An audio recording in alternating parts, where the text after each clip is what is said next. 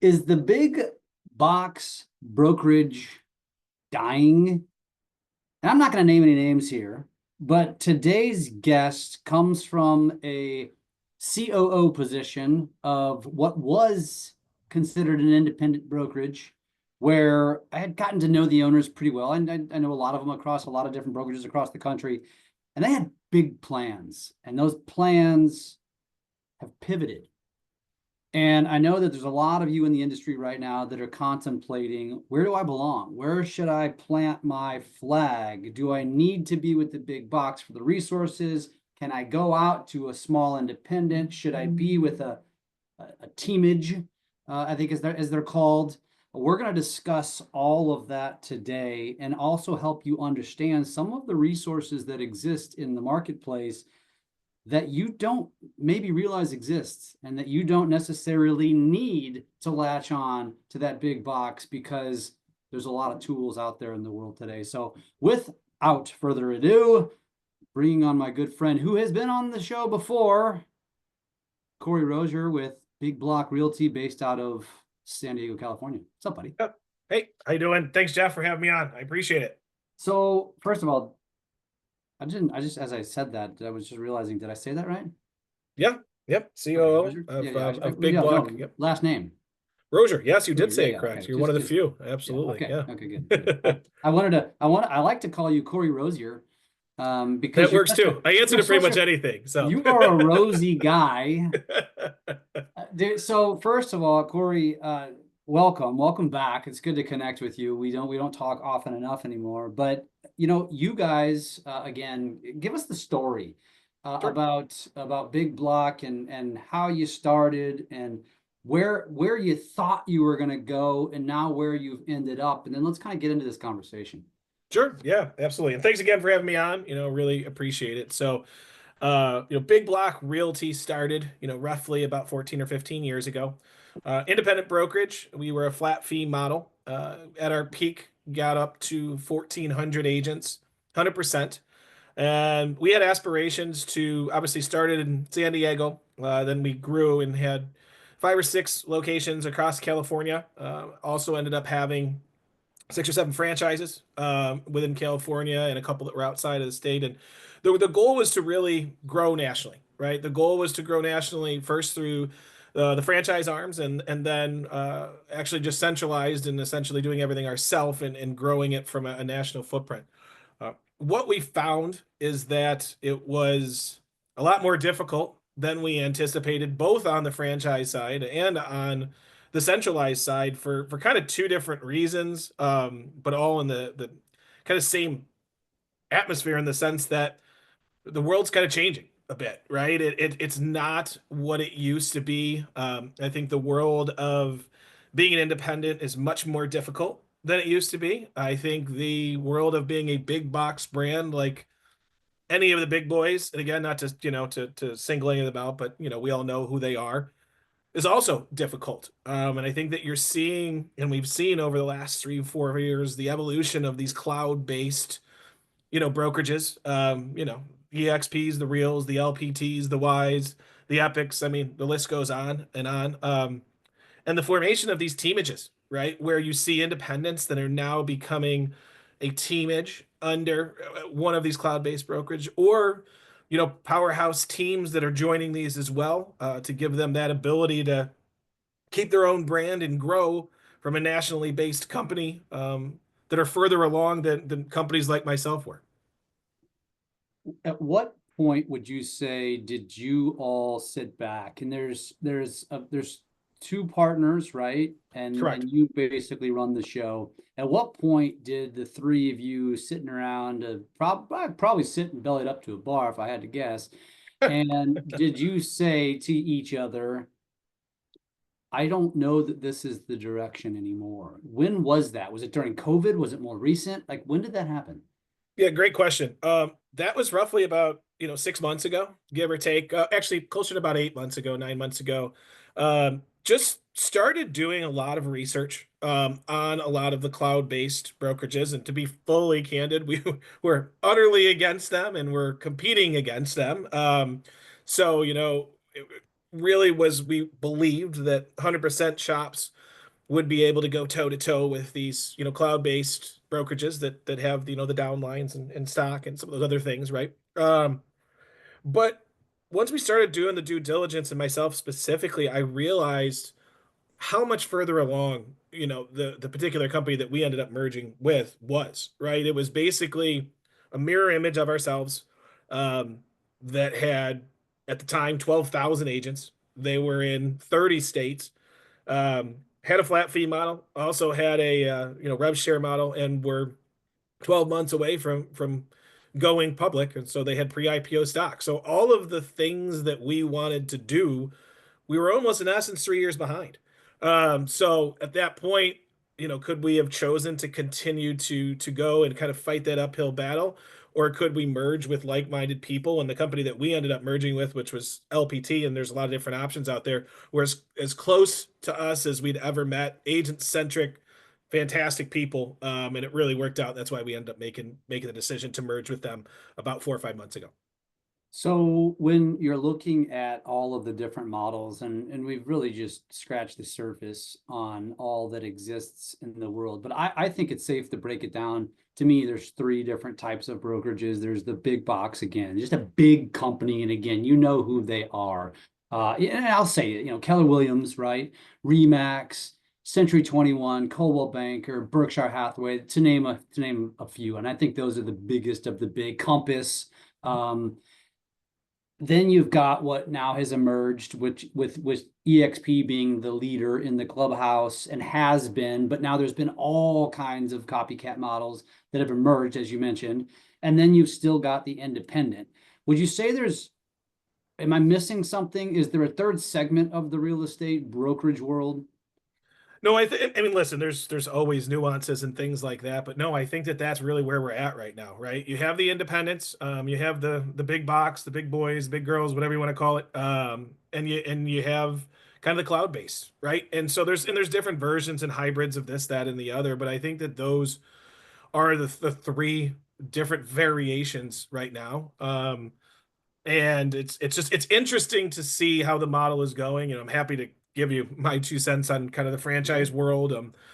How I think that independents can still be successful, and kind of why people are really going to the cloud based, and they're kind of going in droves, which we've Yeah. seen over the last 4 or 5 years. Well, So and by the way, I didn't mention why, which is another Mhm. relative newbie. That's where Tristan. Obviously, you're listening to Lab Coat Agents podcast. I would be remiss if I didn't mention that.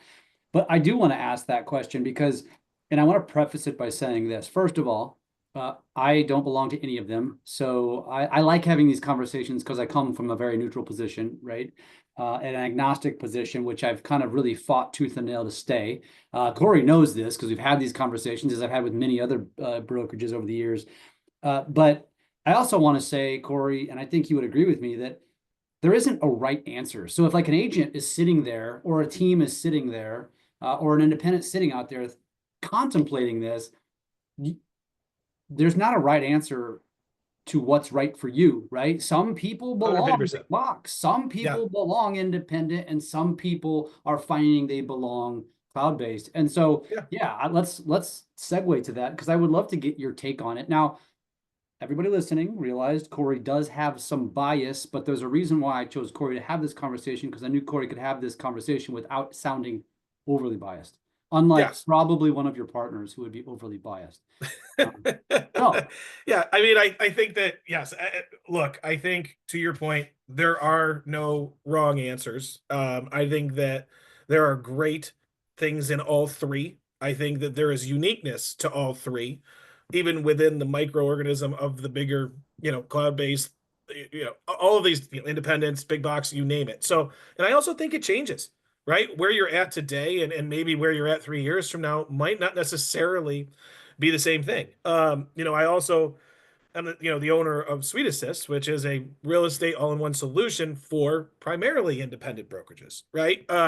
So I work with and coach some independent brokerages as well. So yeah, I think that I'm probably about as even keeled as it comes from like having this conversation of where I think, or where people should fit in, or when they should fit in and whatnot. But again, it's just my perspective. So um in my humble opinion, I think that the most important thing, no matter who you are, may it be a team lead or an independent agent is your brand and your culture, right? Who you are perceived to be out in the world. I still believe, and I've been saying this, and we said this on the last podcast, that buyers and sellers don't buy the brand behind them. They buy the agent. They buy the personality. They're not buying, the big box. They're not buying the cloud base. They might not even be buying, that teamage, right? They're buying essentially the brand that is created by the individual team lead and or agent, right? And I believe that that is huge. One, two, I believe that there are a lot of tools out there that people do not utilize. I think that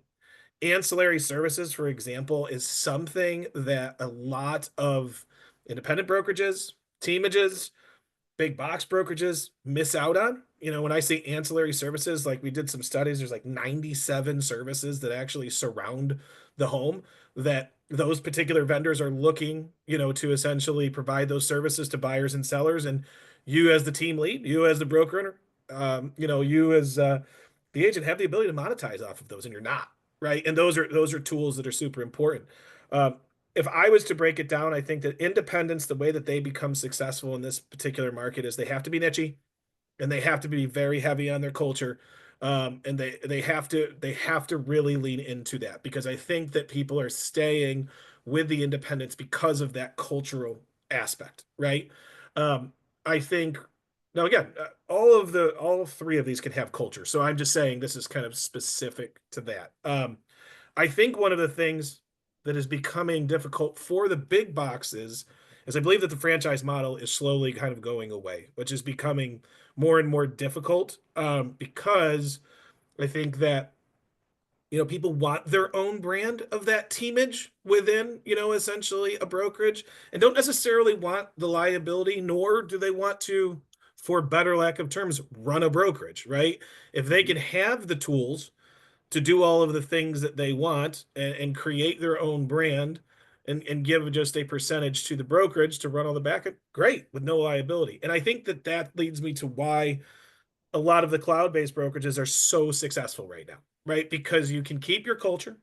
You have a lot of these tools, again, using LPT just because that's where we went, the listing power tools, the different things that they offer, right?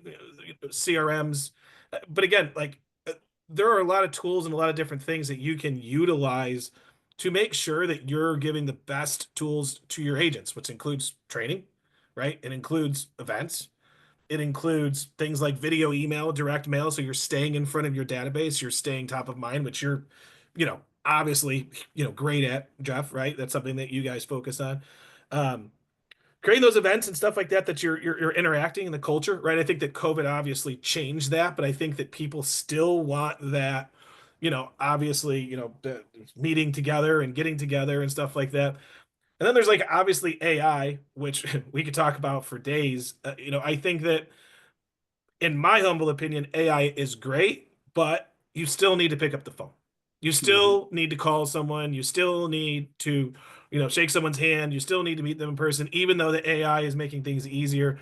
I still believe that that is not gone, and I think that that is a huge, huge thing, that is sometimes missing, with some of these, agents and brokerages and teams. Does that make sense? Yeah, yeah. So if I had to back you into a corner and say, as a real estate agent again, or again a team lead, or whatever, however you want to describe someone out there, what would you, if you had to list, and this can come from your own personal experience, what are the top three features that you would be looking for if and when you were deciding it's time for you to make a move? Yeah. First and foremost, customer support, right? Support both from, we'll just say, from a, broker questions, compliance, things of that nature, as well as, just day-to-day operational aspects of using this or that system. I think that that is huge.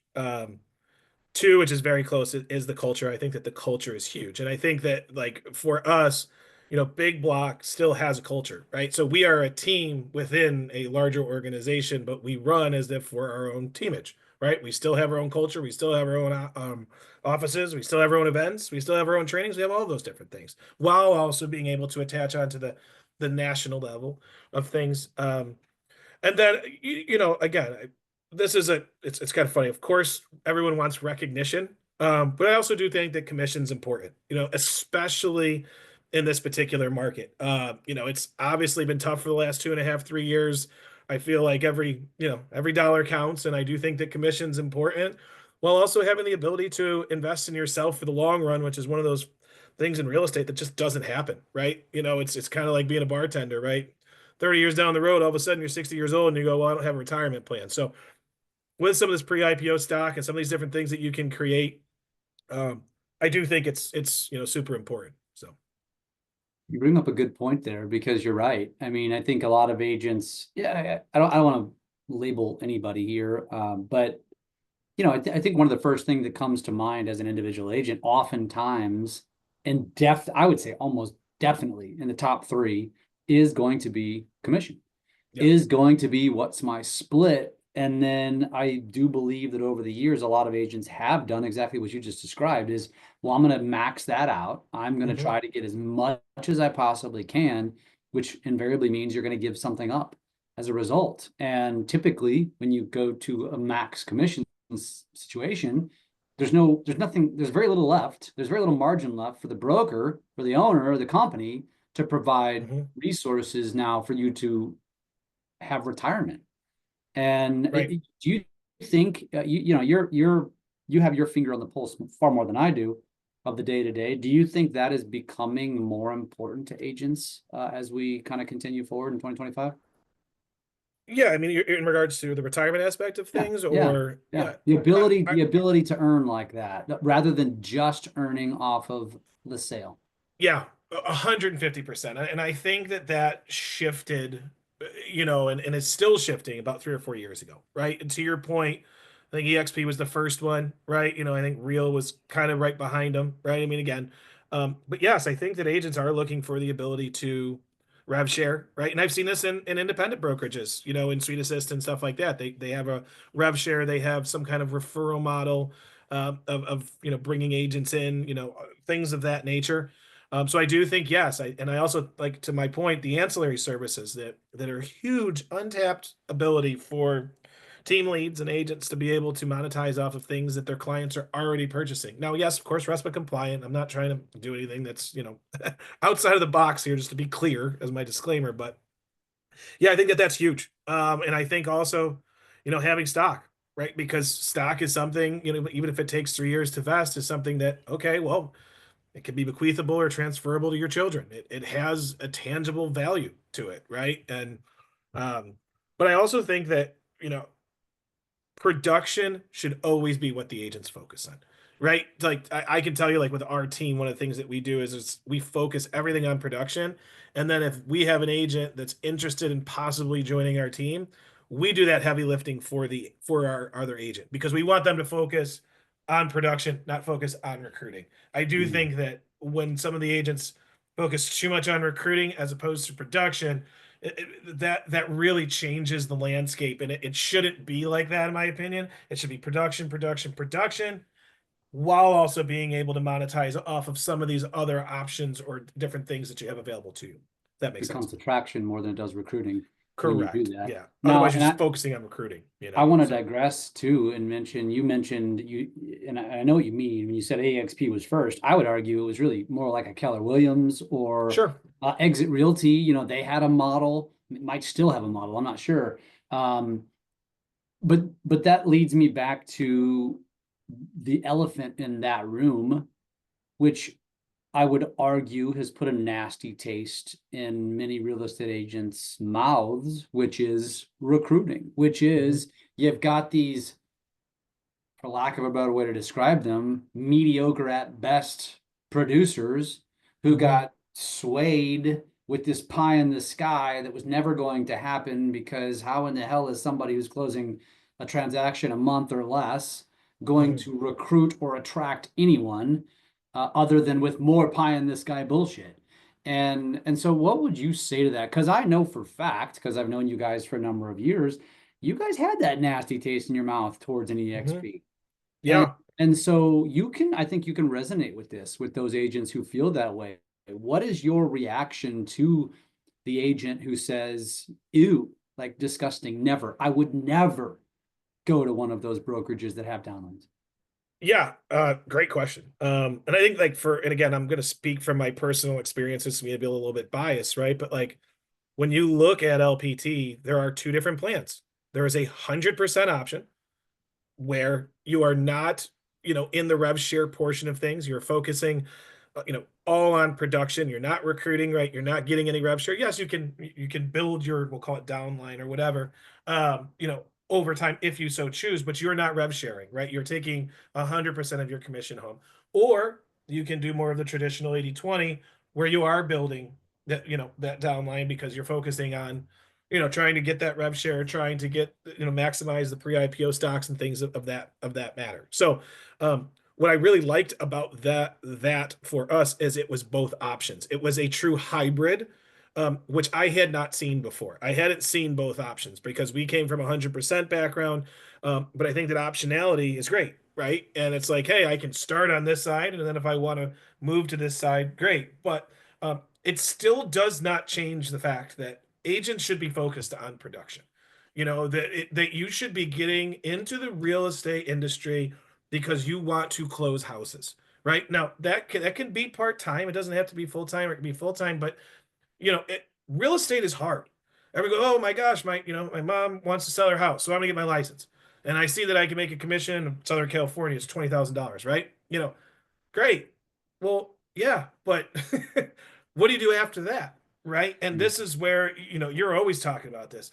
Build your brand, right? Your sphere of influence is something that is so underutilized across the board of just doing these videos, posting on social media, right? Doing reels. I mean, this is something that you do and I've started to do, right, recently because that's where it's at and staying in front of, you know, uh, your your group of people, right? Your tribe, for better lack of terms. And I spoke to somebody the other day who actually had the ability to sit down with the founder of Instagram, and they said, "Hey, what is what is the whole equation, right? What is the actual deal here is to get the max output?" And he goes, "Honestly, just keep posting." Right, like at the end of the day, the yes, there's obviously there's different things, this, that, and the other, but the more content that you're putting out, the better. And I think that again, we're losing a little bit of that, right? Like why don't you do that?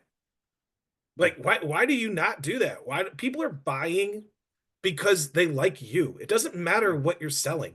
And that's to me what has like it will never change. People buy people. They don't buy the service behind it. So don't get into real estate to, if you want, I recruited for 4 years for Big Black, right? I did 1,600 presentations, recruited 1,200 agents. It was exhausting. It was a full-time job, but I never did a real estate deal, not once. But I was exclusively a recruiter. So if you want to be a recruiter, be a recruiter. You want to close deals, be a real estate agent. If you have some people that come in and they go, oh, hey, I really like what you're doing. Do you have a great place that you're at? Cool. Kick them over here and let us do the heavy lifting for you, but focus on production. That's it's a great statement because the truth is most, well, again, I shouldn't say most, but a lot of real estate agents have gotten into the business for the wrong reasons.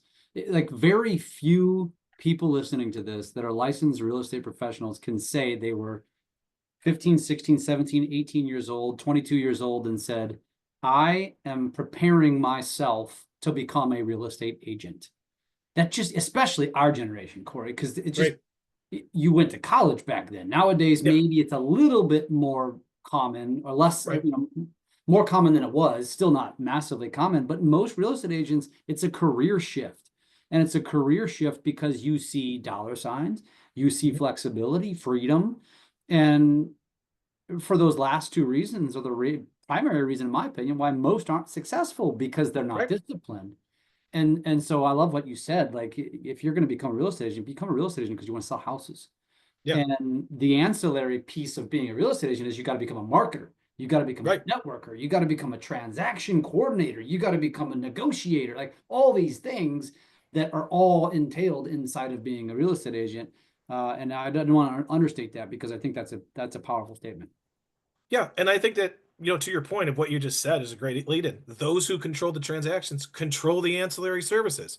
So that's how you monetize, not just necessarily within the transaction, but around it, right? If you're increasing production, I mean, look, if you're like, hey, I want to talk to someone that did 6,000 transactions as a teamage or brokerage last year, or one that did 1,000, who are you going to have on your show, Jeff? You're going to have one that did 6,000 because they did more production, right? So at the end of the day, I do think that that gets lost. And I think that like the tools and some of those different things is when you look at some of these different organizations, when you look at the three different sectors, what fits you best, right? There are independents out there that are charging splits of 60-40, and you cannot get those agents to leave that independent because they are so entrenched in the culture, they are entrenched in the leadership, they are entrenched in the way the organization is run from a family perspective that they are unrecruitable. And that is fantastic, right? Yeah. And that particular brokerage, I'm not going to name them by name, has 20 agents, right? But they're all closing 30 transactions a year, and everybody's happy and everybody's successful and everyone's making money. Nothing wrong with that, right? So again, I think that focusing on production is huge. And then when you go to some of these different tools, simple is best, right? Like, when we kind of revamped our platform that was specific just to independents to now more teamages. And we even talked with you, Jeff, right? It's a whole centralized hub that is customizable for you to be able to run your teamage or brokerage. What does that entail? Well, you need some kind of community, right? A way to communicate with one another. You need a calendar that so you can see the different dates, events, things like that. You need a way to be able to train your agents, right? You need to provide certain things like obviously transaction management tools, digital signing aspects, things like that. And then again, things like video email, direct mail, ways that you can stay in front of your database, a marketplace for these ancillaries. This is not, overwhelming stuff, but it's a centralized hub all in one place to be able to run that teamage or brokerage so that you can be uber successful. May it be within another organization or that is your organization, if that makes sense. Yeah, no, totally. And then it's a decent segue, I think. And I felt like you were segueing over there, which you mentioned the terminology, and you've said it multiple times, is creating other revenue streams, right? Mhm. And I think it's more applicable to what you're going to talk about, more to a team lead, a broker owner, a team, that sort of thing, versus the individual agent. But I think there's a place, an opportunity for everyone. Mhm. And so, as you mentioned earlier, which does also give you somewhat of an agnostic position because you do have ownership in a platform that you sell to competitors. Let's just Right. call it out like it is. And Sure. uh, Sure. obviously, the platform needs to be robust and strong enough so that those competitors aren't threatened by the fact that they are, using a platform that is owned by some guys that own an independent, or at the time was an independent. And so Sure. when as we shift into that and some of those opportunities, also resources, talk to both here and talk to what exists out in this marketplace. Obviously, you're going to be specific and biased to Sweet Assist. There are other platforms, but tell us about that. Tell us about what they may not know is out there. Yeah, I think that, and again, this is my humble opinion, right, on certain things. So, like, if I was to break these down, you hear things like, "I need a website." Okay, well, I think that people say that they need a website, and I think that that's more positioning than it actually is that you need a website. I think that yes, you need something that is public facing, right? So know that you are legitimized, I guess, for better lack of terms. But then you use the word like CRM. I feel like some of these CRMs are killing an ant with a bazooka, right? In terms of all of the functionality that they have that is overwhelming, and you get in there, and agents are spending a gazillion dollars on these, and they're not utilizing 85% of the tools. So I think from there, more of a simplistic approach that stays in front of more of a warm sphere of influence, right? Things that are touch points, maybe text, maybe AI calling, right? Maybe uh, again, tasks that you need to fulfill where you're still picking up the phone and calling. I think that all of those things are, and then again, things like, if you did 12 mail pieces to stay in front of your database, like that is huge. Like people still open mail. They actually get excited to open mail. You know what I mean? Like it actually still exists and still super successful. The video email portion, very well, right? Like if you're doing 2 or 3 videos a month, right? Or maybe even one a month or 2 a month, huge, right? But again, posting on social media, being you, being funny, having people buy you for who you are. Like you do a bunch of fun stuff. You do stuff that's you, some of it's golfing, some of it's with your family, right? Some of it's the workouts. It's basically like a play-by-play of all the different things that you're allowing people into your right persona Hmm. of who you are, Hmm. which I think is huge. And then again, some of the things that I mentioned is the tools that you need, right? There are listing presentations, right? You need buyer presentations, right? I think that presentations are extremely important, right? I think that having continuity and consistency in what your presentation is to your list to your buyer or seller is huge, right? So being specific to that, I do think the different packages that you have available, like some of these packages that are out, like again, using LPT, which stands for Listing Power Tools, you could buy this box. Literally, all you just pays for the shipping. And the thing's amazing.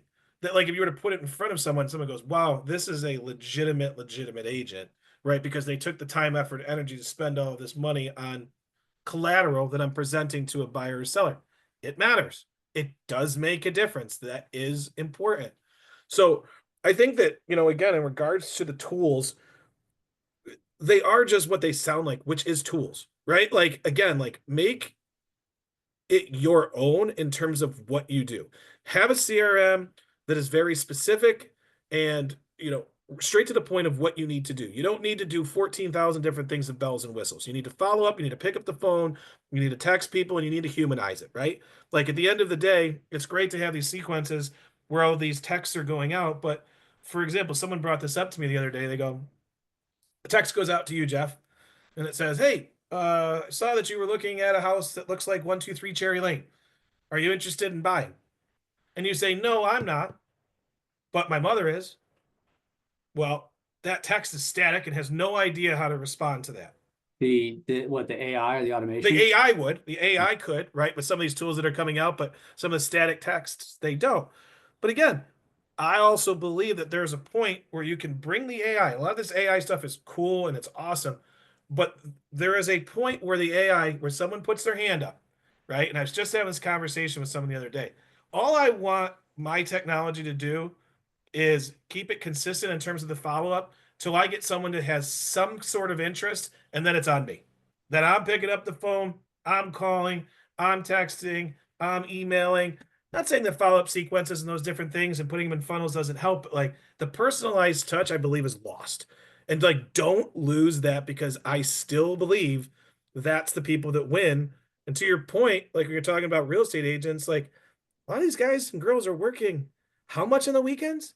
From 6 o'clock till 9 o'clock on a Saturday or Sunday. But most people that get their license don't think about that. So I think that the tools that you have is, and again, a centralized hub where you have the ability to create this culture, the different tools that you're presenting for your agents, may they be on your team or brokerage or whatnot, is to me, I think needs to just be consistent with what you're trying to achieve.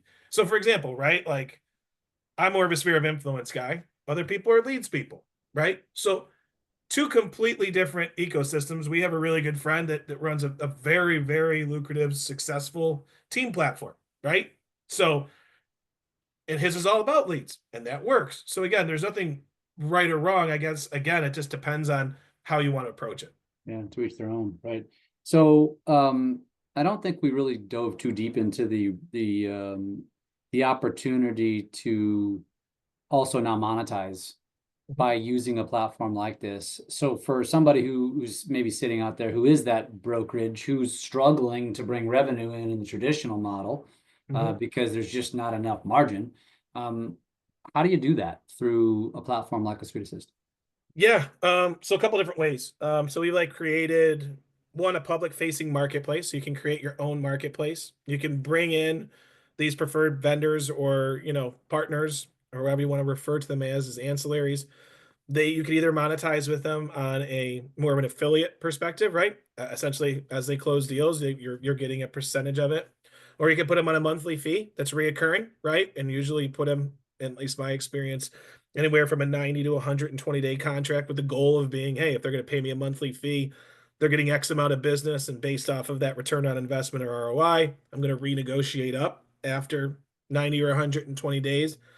And then in our system, the way that we do it is we are constantly utilizing or trying to create exposure for those ancillaries. So we do it a number of different ways. One, there's banners that are constantly scrolling throughout the system of those preferred partners. One, two, you can create your own public facing marketplace, which is its own URL of your own marketplace that you create, right? That you can give to clients, right? Buyers or sellers for, think of home services, and there's a gazillion: flooring, painters, windows, landscaping, carpets. I mean, it goes, the list goes on and on and on of those different things.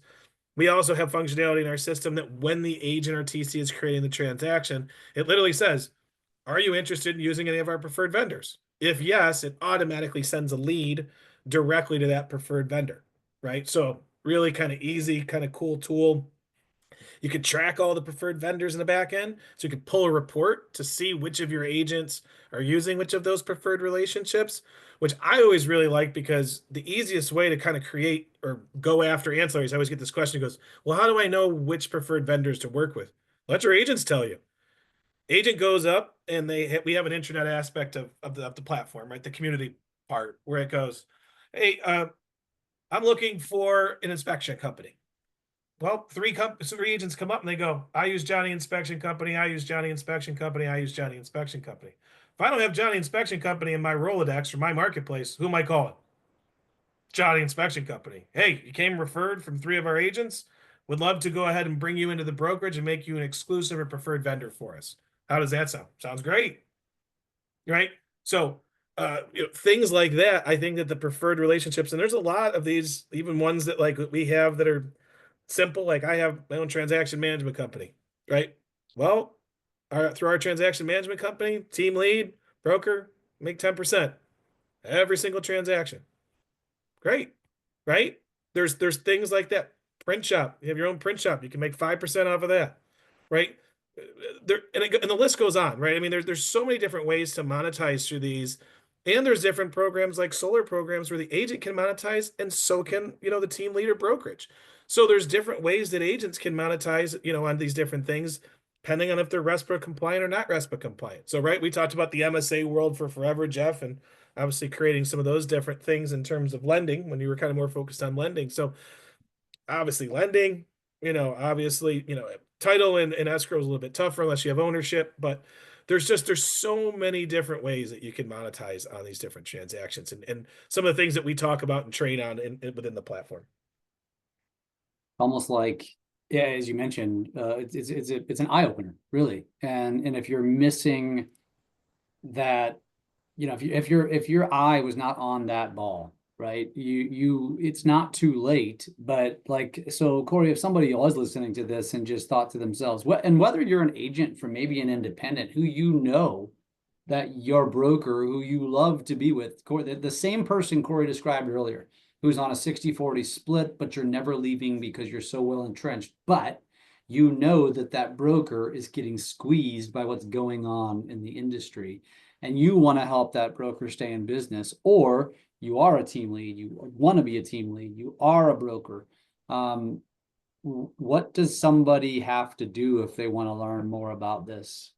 Yeah, I mean, just go to Sweet Assist, sweet like the candy, assist like a soccer or basketball assist.com. And the whole platform is positioned to not actually be a cost for you. It's actually built to be a profit maximizer. The whole goal is for it actually to be something that you monetize off of, not a cost. And to your point, right, everybody's different. So like everything's included. I don't believe in nickel and diming. I don't believe in long-term contracts. Don't believe in onboarding fees. And really, really heavy on the customer support side where you actually give your own personal customer service person. So the whole point is to create your own centralized hub so that you can create essentially your own experience for your team, for your brokerage, right? Whatever that may be.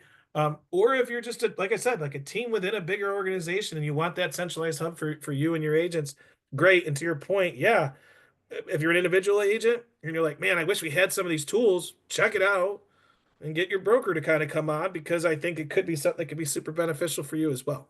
Yeah, it's massively robust. I mean, I've sat through these presentations a number of times, and it's honestly it's more than you'd use.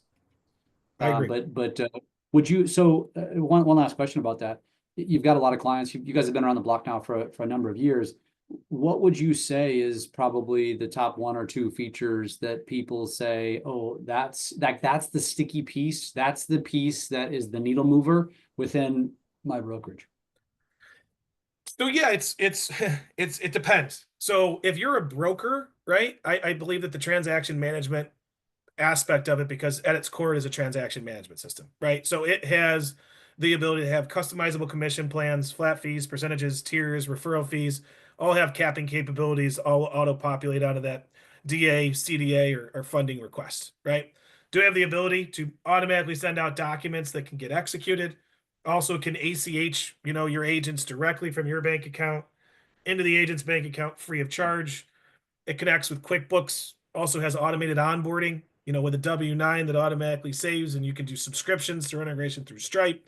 So if you're like a broker owner that's running the back end aspect, I believe that is that whole back end aspect while also providing the agent tools is huge, right? I believe that our back end and again, I'm paraphrasing and kind of talking quickly in regards to the different things that we have here, is second to none. In regards to a team lead that is not doing transaction management, I think it's the focusing on the different tools, which is what I just mentioned.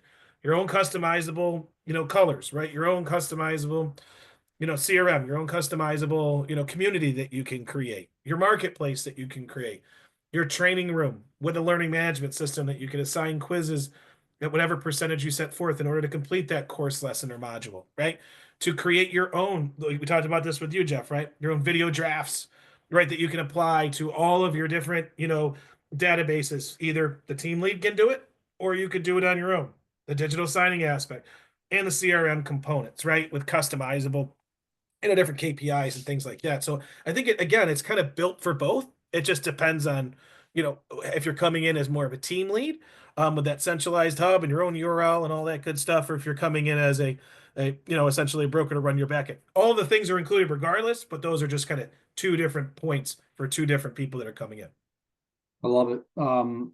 Cory, if somebody wants to get connected to you from either perspective, really any perspective, he's just a good dude. He's a good guy to hang out with too, if you're in the San Diego area. What's the best way to do that? Yeah, I would say email me. So Cory, just Cory at sweetassist.com. That's probably the best way. Or if you want to schedule a demo, you can do that. And I'm also, that's probably the best way. But all my stuff's in my signature line from there, and happy to kind of discuss, anything. And I know it sounds, kind of cliche, but really I'm someone that actually try to build a network and a people person, right? So at the end of the day, if it works for you, great. If not, no worries at all. I want it to make sense, and especially if you're going to be running your organization through it. So You mentioned you're kicking up your social presence. Where are you doing that at? What's like the foundational platform for you? yeah, Instagram, primarily Instagram right now. So obviously Instagram, and then Instagram will go, to Facebook and whatnot. So I'm still a novice on that, but trying to get on more podcasts like this. And my brand marketing guy is like, all right, it's time for you to get out there. So I'm like, all right. So it was behind Good. the scenes for a lot of years, Jeff. I love it. Hey, you know what I say to you? It's about damn time. So Cory, it's always a pleasure, my friend. Thank you for sharing your thoughts. I mean, it's a conversation that not a lot of us are having because, again, it's, everybody gets their guard up so easily. But I think it's important to listen and hear and learn. And hopefully this was useful to many of you today. And Cory, thanks again for being on, and I look forward to staying in touch as always. yeah, thanks so much. I really appreciate the opportunity. And again, yeah, I hope that this is helpful. So thanks again. Have a great one.